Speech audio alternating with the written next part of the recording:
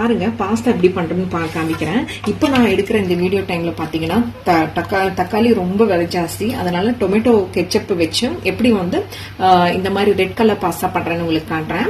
So இப்போ பாத்தீங்கன்னா பெங்களூர்ல பாத்தீங்கன்னா பயங்கரமா மழை பெய்யுது. ஸோ இந்த மழை சீசன்ல நம்ம கிட்ட இந்த மழை டைம்ல வந்து நம்ம கிட்ட என்ன வெஜிடபிள்ஸ் இருக்கோ அதை வச்சு பண்ணலாம் தான் பார்த்துருக்கேன். இப்போ ஒரு பெரிய ஆனியன் நல்லா பொடி பண்ணி வச்சிருக்கேன். வெஜிடபிள்ஸ் இல்லாத நேரத்துல இந்த மழை டைம்ல இருக்கிற வெஜிடபிள்ஸ் வச்சு ஏதாவது பண்ணலாம், பசங்களுக்கு ஸ்நாக்ஸ் மாதிரி பண்ணலாம் அப்படிங்கிறதுக்காக பண்ணிடுறேன். இது பாத்தீங்கன்னா கேப்சிகம், ஒன்று பெரிய கேப்சிகம் இருந்துச்சு, அதை பொடியை கட் பண்ணி வச்சிருக்கேன். ஒரு 7-8 கார்லிக்கு பொடி பண்ணி வச்சிருக்கேன்.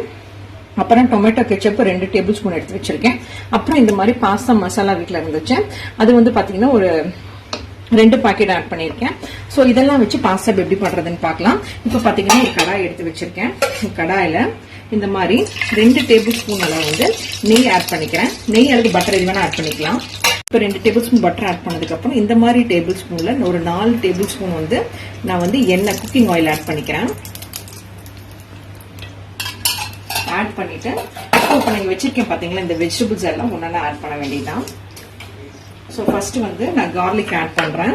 ஸோ அடுப்பை ஸ்லோ பண்ணிட்டு நான் ஃபர்ஸ்ட் கார்லிக் ஆட் பண்றேன்.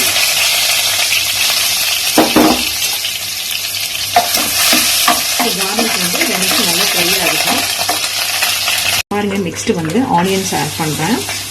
ஆனியன்ஸ் ஆட் பண்ணி ஃப்ரை பண்ணதுக்கு அப்புறமா நம்ம வந்து நெக்ஸ்ட் வந்து கேப்சிகம் ஆட் பண்ணணும். நல்லா வதக்கிக்கிறேன்.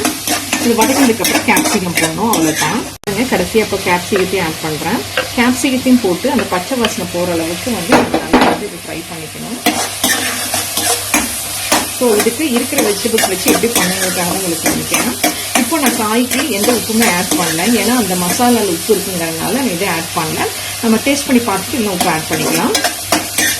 பாருங்க, காய் நல்லா வதங்கிடுச்சு, அந்த பச்சை வாசனை நல்லா போடுச்சு. இப்போ இந்த மசாலா ஆட் பண்றேன். இப்போ இந்த மசாலாவையும் போட்டு நல்லா மிக்ஸ் பண்ணிக்கிறேன். பாருங்க, இப்போ மசாலா போட்டு மிக்ஸ் ஆனதுக்கு அப்புறம் இப்போ பாருங்க எண்ணெய் பிரிஞ்சு வரது இல்லை.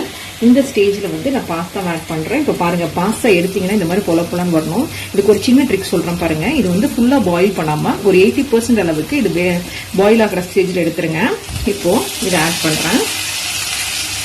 இப்போ பார்க்கும்போதே தெரியும் உங்களுக்கு நல்லா பொல பொலன்னு இருக்குன்னு, ஒட்டாம இருக்கணும். இப்போ இந்த ஸ்டேஜ்ல இந்த கெச்சப்பை ஆட் பண்றேன்.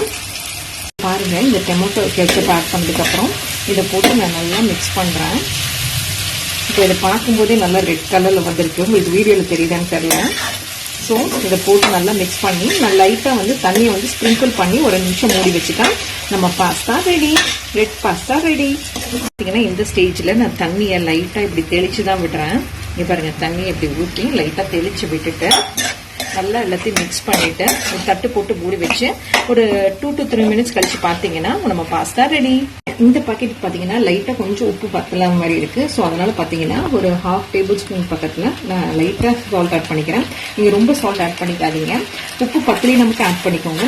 சில பேருக்கு வந்து உப்பு கம்மியா இருந்தா பிடிக்கும், சில பேருக்கு உப்பு கரெக்டா இருந்தா பிடிக்கும்.